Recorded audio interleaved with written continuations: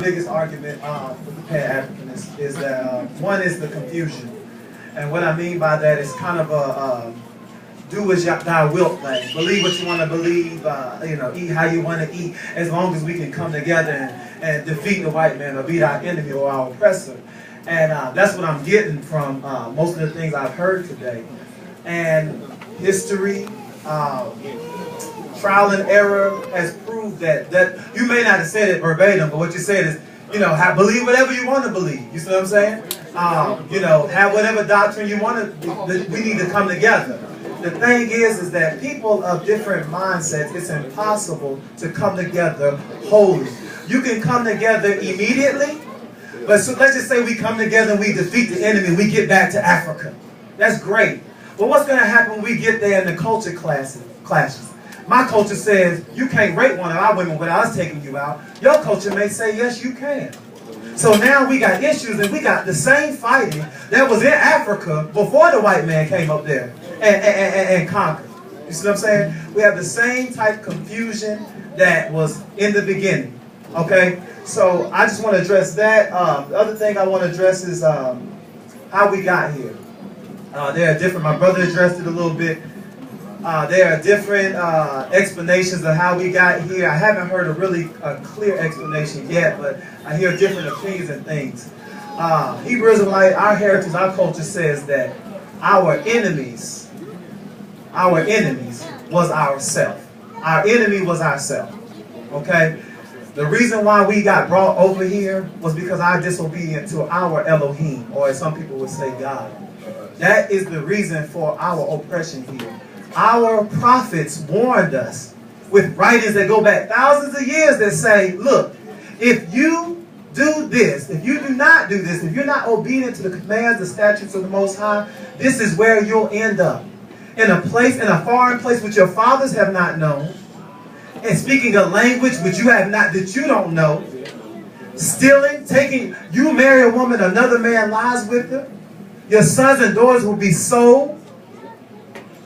You can plant a garden, but you won't reap of it. Come on.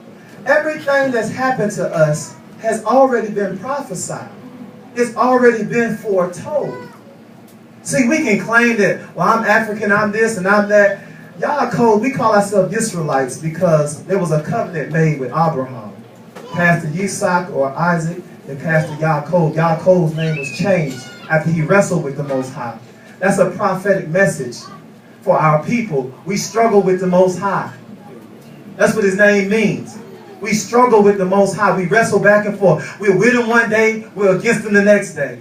One day we're obedient to him, the next day we're back doing what we want to do. We're a stiff-necked people. So the Most High already warned us of these things. See, one thing out of everything that was said in here, what we can't get around is these prophecies concerning our people. And they are very clear, very cut. We don't have to make them up and say, well, I think this is, it's very clear. See, Yaakov, the Most High told him that his seed would be as the sand of the seashore. So what is he saying? He's saying that almost every one of us that came over here on that transatlantic slave trade, we are all of that same family. And if you look to our ancestors, they sung the songs of Zion when they came over here. The slave masters love to hear this. Go to a library and look up the most ancient slave songs. Y'all come laugh with me because I don't want to cry no more. We want to go to Zion by and by. You see what I'm saying? They sung about their country, Kumbaya. You see what I'm saying? They sung of these songs. They sung the songs of Zion, which Dawid talked about in Psalms 137. See, we got to know who we are. Instead of saying, I'm Pan-African. What is that? I'm black. What is that? These are terms that they gave you. What is that? I'm an Israelite. I'm a descendant of Yaakov. That's who my father is. See, we got to know who we are. I just want my brother to read 2 scriptures real fast. And this is how we come out of the foolishness that we're in. Go ahead. This is the solution. Since somebody was asking about the solution. Absolutely, bro. Can you read that real fast? Come on, it's powerful, bro. Come on. We need a solution. Well, you come? Commonly called Leviticus. No. Yeah. Okay, I just want to make sure. Okay. Leviticus chapter 23, verse 40. Then they will confess their sin and the sin of their forefathers for the treachery which they betrayed me. Then they will confess their sin and the sin of their forefathers, for the treachery which they betrayed me, and also for having behaved towards me with casualness. I too will behave towards them with casualness, and I will bring them into a land of their enemies. Perhaps then their unfeeling heart will be humbled, and then they will gain appeasement for their sin. See, who hasn't been humbled by the situation that we're in right now? That was the whole point, to get you to be humble and realize that you're not the God you think you are. You may have Elohim-like qualities, but you are not the El you think you are. What we need to do is seek the true Elohim of the whole earth, of the whole heavens and the earth. Universe. You see what I'm saying? Of the universe, as my brother said. That's what we need to do. Come back to these laws, these statutes, these right rulings. That's the only way to live. Every other way that we have tried to live has failed. We speak about the mother and the women, and that's all great. We love our women. Don't get it twisted. It's not chauvinist. The scriptures is not. The Tanakh is not chauvinist. We love our women. Treat our women with the utmost respect.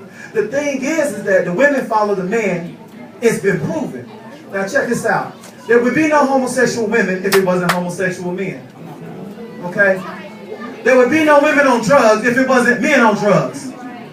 There would be no violent women if it wasn't men being violent toward women. You see what I'm saying? So instead of embracing the Mother Earth, we need to embrace the Father Earth and say, get your act together. Get back in the character of the Most High.